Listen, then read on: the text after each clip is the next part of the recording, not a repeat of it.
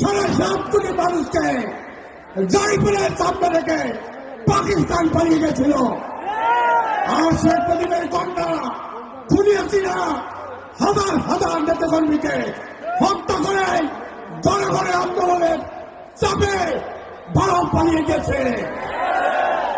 এই আওয়ামী লীগ আগামী 100 বছরে বাংলাদেশের মাটিতে জনগণের সমর্থন পাবে না, পাবে না, পাবে না।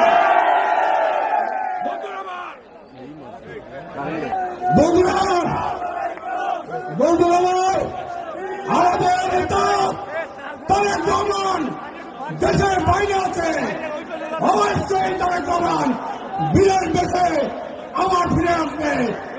তত্ত্বাবধায়ক সরকারের কথা বলতে চাই, নির্বাচিত সরকার ছাড়া দেশের সমস্যা সমাধান করতে পারে না, পারে না, পারে না।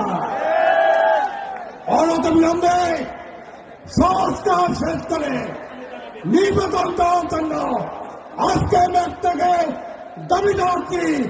সাথে সাথে খুনি হাসিনা তার দোষকদের ধরে এনে বাংলার মাটিতে বিচার করার জন্য আমি এই সরকারকে আহ্বান জানাচ্ছি। সবাইকে ধন্যবাদ। আল্লাহ হাফেজ।